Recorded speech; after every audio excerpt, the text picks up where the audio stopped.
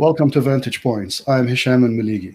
Today's episode is with 5 Muslim candidates in the state of California running for different offices. We're going to introduce them and learn about them, their background, what are they running for, and hopefully we'll have a good discussion with everybody.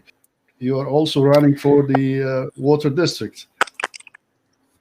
Yes, yeah. Well, first of all, I just want to say that I think it's a very timely discussion that we're having, given that this weekend we were observing Ashura and reflecting on the importance of water in our community and reflecting on the importance of standing up for justice. So just a little bit of background about myself. I have been involved in the community since I was 7 years old. That's when I went to my very first city council meeting, and it was the first city council meeting post 9/11. I didn't really, know what was going on, being that young, but I understood that I was part of an important moment of history in, that first meeting right after that tragedy. Since then, I stayed quite involved in my community. I've spent pretty much my entire adult life in some level of public service. I first ran for office when I was 18 years old. I ran for mayor of Fremont, California. I didn't win that election, but we set a really good precedent. I was then appointed to the Alameda County Consumer Affairs Commissioner at the age of 19.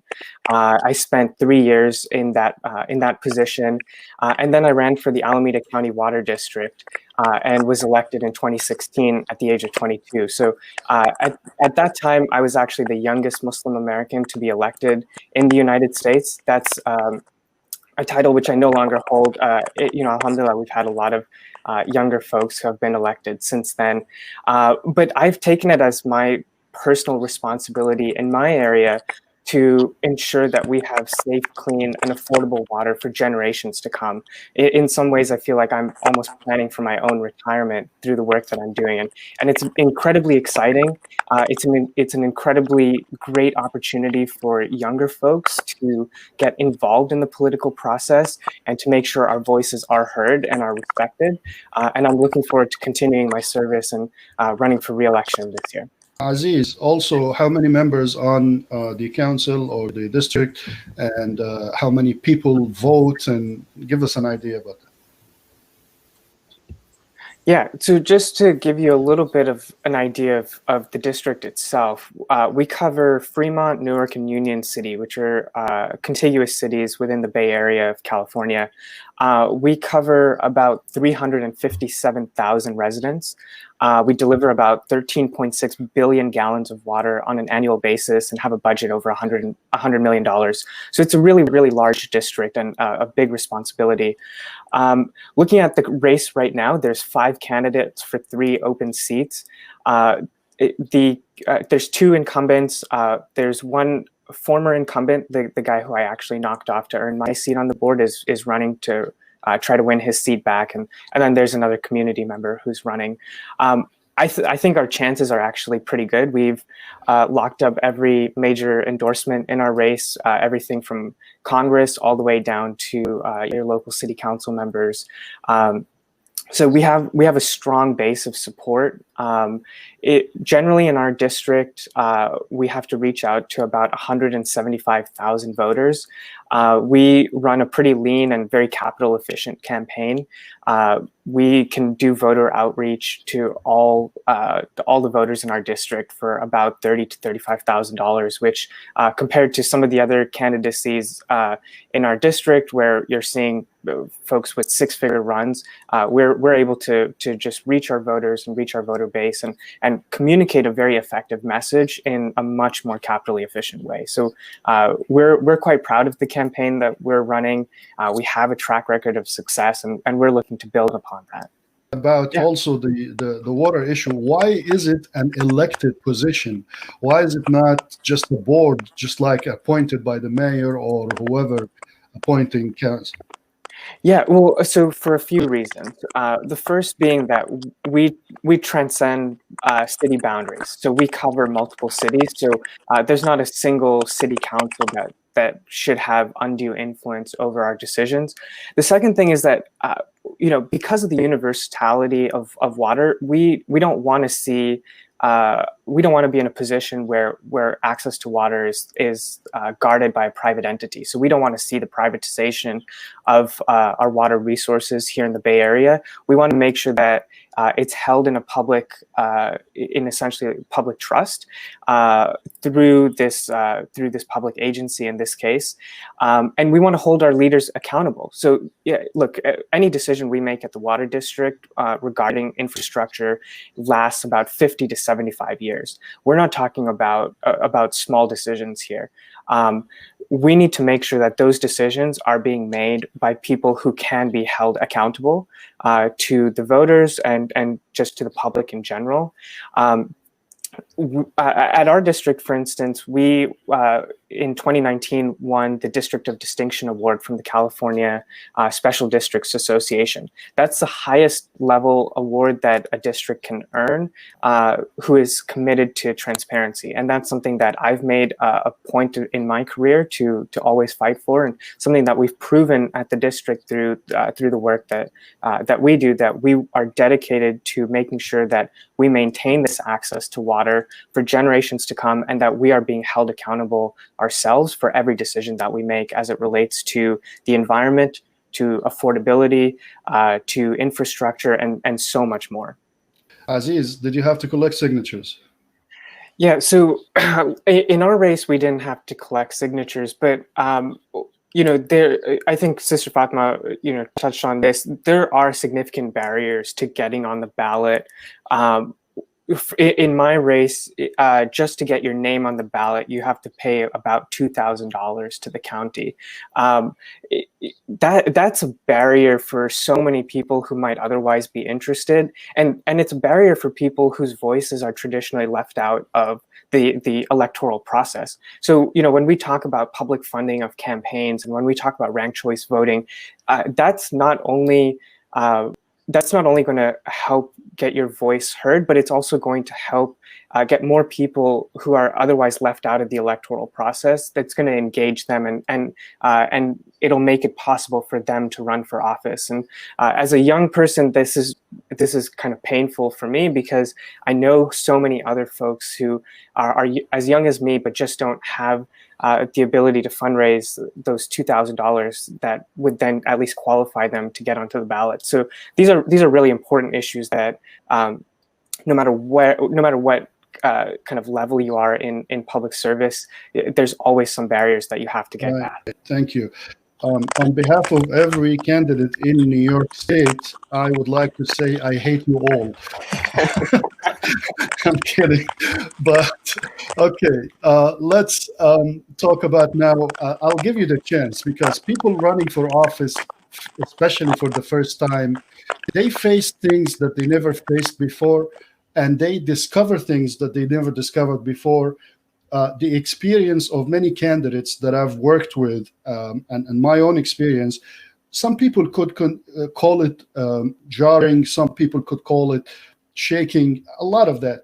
How did you experience running for office for the first time? What does that feel like? Educate the viewers and potentially your voters on what it takes. It's not like you're like becoming rich, for example, from that office. It's not like you're gonna become American Idol overnight. Like, what is entailed? And let's start with Aziz this time. Yeah, absolutely. This is a really great question. Like I mentioned, I've spent my entire adult life in public service since I was 19 years old. So I have been the recipient of some not so sensitive, sentiments, I guess. Every election cycle, you're bound to get messages from folks who ask if you're more loyal to the Constitution or to the Quran, and that's such a fundamental misunderstanding of what it even means to be Muslim American. I have been, spit on at a Safeway, recently, just because, people don't necessarily take kindly to Muslim Americans having a little bit more influence in this country and making our voices heard. But every time, you're in a situation like that, I always think that 99% of the people in my community have nothing but love and respect for me. There's the vast majority of people who you'll talk to and who you'll come in contact with, it's just nothing but positive interactions. And so you kind of have to have a little bit of a thick skin and let some of these things just kind of flow past you. But when you are entering any kind of public life, whether it be in public service, whether it be maybe a role in the private industry where you have a little bit more exposure to the public, you have to be aware that these types of things are gonna come at you. There are going to be nefarious actors who are going to try and malign the work that you're doing and the service that you're trying to provide your community. But if you can just kind of look past some of that and focus on the folks who are behind you, the folks who are passionate about seeing you get elected, who are passionate about seeing you gain more influence and really help challenge the status quo, you are going to have a lot of people who come to your defense and come and support you. And it could come from sometimes the most surprising of places, but you really got to focus on the good and try and just not give some of the worst experience too much thought. So the point here is everyone on this screen is an American citizen. You wouldn't be able to run for office unless you are. Any of you is not an American citizen? Of course not, because this is one of the first questions that usually come. The other, the immigrant, the outsider. No, we are American citizens. Some of us are born here, some of us are naturalized, but we cannot run for office unless we are American citizens. That's one. Two, the Constitution of the United States is the supreme law of the land. There is no other constitution, there is no other law that will trump, forgive me, that. Okay? So we are all abiding by in order to be able to run for office and be elected for office in the United States, we have to abide by and accept that the Constitution is the supreme law of the land. So any of you consider any other law more supreme? I mean, you can't be even elected if that's the case. Number three, I want to give you all, in the last remaining 2 minutes, each one, give me 30 seconds, final closing thoughts, and call on volunteers, on donors, and on voters. What do you want from now until November? Yeah, well, I just want to say thank you again for having me today, and I feel honored to be on a panel with distinguished guests like we have today. It means quite a bit to me, so thank you. This is an opportunity for all of us to really put our money behind our words, right? This is an opportunity for us to support Muslim Americans who are doing incredibly important work. Even if you don't live in our districts, you want to support proven leadership. You want to support people who are passionate about bringing positive change to their communities. That's what I think all of us here represent. Myself, like I mentioned, I've been involved in public service for the majority of my adult life. It's something I'm incredibly passionate about and that I want to continue to do for years to come. And so I'd be honored to have support from Muslims across the United States. We unfortunately don't have public funding of campaigns right now, so I am reliant on donations. So I'll just plug my website, azizakbari.com. It'd be great to get some financial support, and that'll go a long way for our campaign. And we've made the most progressive pledge out there. We don't take money from political action committees of any sort. We don't take money from lobbyists, and we don't take money from special interest groups. And I've turned down money on many occasions, most recently yesterday, but we're really proud of the pledge we've made, and so we're running the cleanest campaign that we can.